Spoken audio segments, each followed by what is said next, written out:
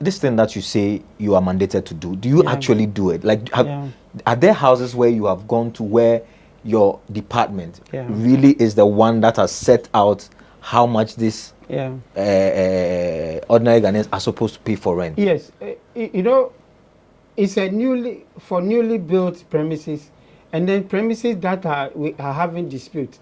So we do this assessment mostly for buildings that there are disputes on, because the landlord dispute between tenant and landlord. Okay, because the landlord is demanding so much from the tenant. So the tenant, if he does not understand, because he knows this provision in the act, comes to assess it so that a realistic determination can be made. That's how much there. So we get most of these applications for houses that are under dispute. But if I fight with my landlord, I'm not going to have peace in the house, you know. If I go and if you like report my landlord to rent control, and rent control says that instead of the 1,000 cedis that my landlord is charging, I should pay 800 cedis. And the landlord said, okay, I'm not renting the house against my house. My son is coming from Abuchi. He will come and stay in the room. So I'm not renting it again. Okay. So there's this right of tenants that we are not exploring.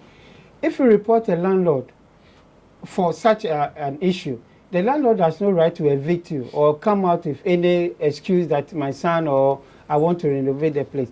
Until your tenancy expires, the law says that if you don't contravene any of the provision in the act, the landlord has no right to evict you. So this cannot be a basis on which a landlord can stand on evict. Of course, I understand after your tenancy, he can tell you that, no, I don't want to renew for you again. But within your tenancy, the landlord cannot say that I want to refund your money for you because you're going to report me on this assessment issue, so I'm evicting you. You have the right to stay there for the period of the tenancy that you've signed. And after that, the landlord, both of you have right to renew it or to vacate the place, or the landlord also has right to renew it for you or just give you an eviction notice. So these are the issues we are facing.